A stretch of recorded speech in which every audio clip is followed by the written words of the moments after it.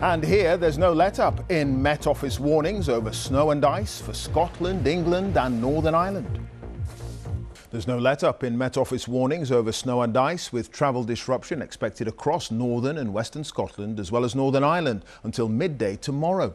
Flights were temporarily grounded today at Aberdeen, Liverpool, Bristol and Manchester airports, but have now resumed. And many flood warnings remain in place, including across Lincolnshire and Leicestershire, where major incidents were declared yesterday. Well, Navtej Johal is live in Quorn in Leicestershire for us this evening, and Danny Savage is in Leyburn in North Yorkshire. First to you, Navtej, how bad are things where you are? Well, Clive, here in Quorn, one of the places worst affected by the flooding in Leicestershire, it looks like there is a river running through the middle of the village. There isn't, that is all just floodwater. Having said that, the waters have receded considerably here since this morning. Nearby, near Barrow-upon-Soar, a severe flood warning was issued last night, which means danger to life, and 19 people were evacuated from a caravan site. That severe flood warning has now been removed, but a major incident which was declared by Leicestershire Fire and Rescue Service yesterday remains in place, and East Midlands Ambulance Service declared a critical incident for the first time ever. Further east in Lincolnshire, this was the scene in Boston, where flood defences were overwhelmed and water spilled into 39 homes. Overall, though, the picture does appear to be improving. The number of flood warnings has almost halved since last night. But next comes the clean-up, and that will not be quick nor easy. No one suspects so. Danny, how are folks handling the problems of the last few days where you are?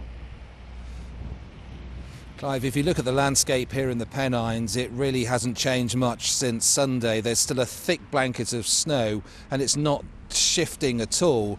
That's mainly, of course, due to the fact that the temperatures are barely getting above freezing during the day and getting well below freezing at night. Untreated roads and pavements are a real problem, and it's not going to get much better until at least the weekend. Numerous schools have been closed again, with appeals locally, for example, for people to come forward and help clear car parks and gates and things to make sites safer.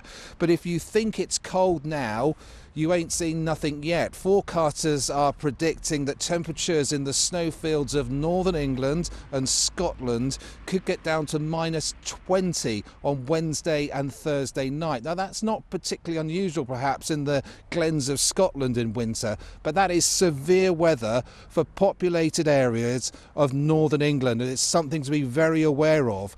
No surprise, then, that the cold weather health alert that was put out earlier this week has been extended again through till Sunday lunchtime, with the government asking people to check on those who are particularly vulnerable to the cold, those over the age of 65 especially, who may be susceptible to the cold. So still got a few days left of this yet, with those severe temperatures on Wednesday and Thursday night, Clive.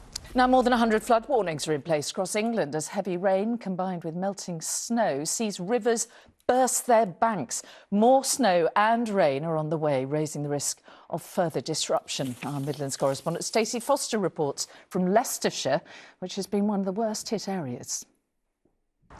Barrow-upon-Soar is known to flood, but never like this, the residents here say. This caravan park also flooded in January last year, but these water levels are setting new records. It comes up so quickly you would not believe. When Matt bought his 200-year-old home, it flooded once every 10 years. In the last year, though, he's had water in his kitchen 3 times. And that's what's really frustrating for us. All we want to know is, if we can't do anything about it, we can't do anything about it and we'll live with it. If it's something we can do, for goodness sake, show us, tell us, help us, and we'll do it. That's a simple thing, but it's just trying to get the answer. And we're not experts, we don't know. The Environment Agency says at least 300 properties have been flooded across England after a weekend of heavy rain and thawing snow.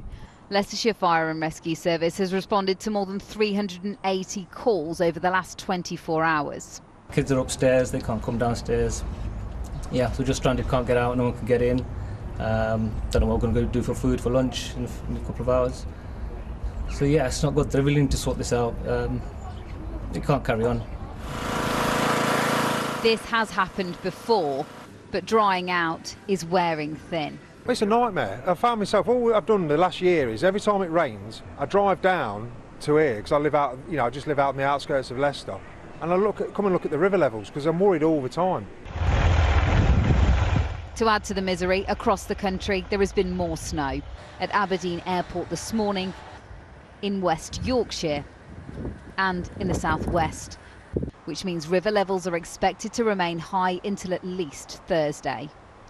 The flood warning in Barrow-upon-Soar is still in place, and those hoping for a dry January are now having to get used to far wetter weather.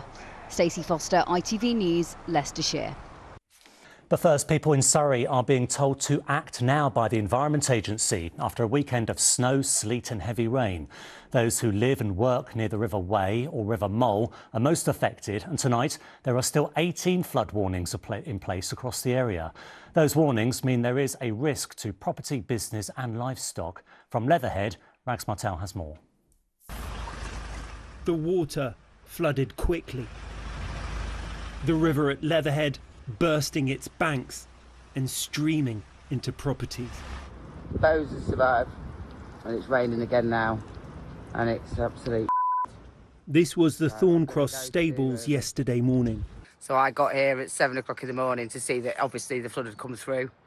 It was hitting up to the tack room. Luckily it didn't go in there, which is where all our tack is and stuff like that. And we've just got to wait for it to subside basically, and it's an absolute nightmare.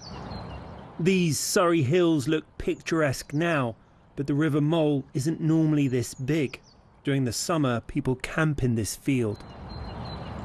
And Andrea Norbury's paddock is out of bounds for the horses. These are the stables? These are the stables that are on the video. The water has subsided from the stables, but this Shetland pony cross called Wonky was among 2 animals that had to be rescued.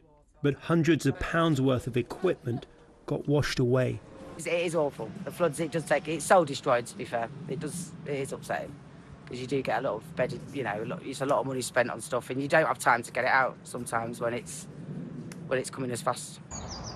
Over at Leatherhead Football Club, the pitch for tonight's game is submerged. The corner sunk under a foot of water. On the pitch, the players are ready to play tonight. We've got a big game tonight, quarter-final of the League Cup against their old rivals Hendon. So that's not going to happen, and it piles up the fixtures. How damaging is this for you? From a revenue point of view, off the pitch, we're not going to get gate money, bar money. So, I mean, it's a big loss. Plus the staff, they won't get the wages they were expecting from tonight. So, yeah, it's a big disruption. The Environment Agency say there are still flood warnings and alerts in place for the southeast, but the best thing to do is to check on their website for the latest information in your area. There's another home game scheduled here on Saturday. The hope is the river keeps receding and the soggy ground eventually becomes playable. Rags Martel, ITV News, Leatherhead, Surrey.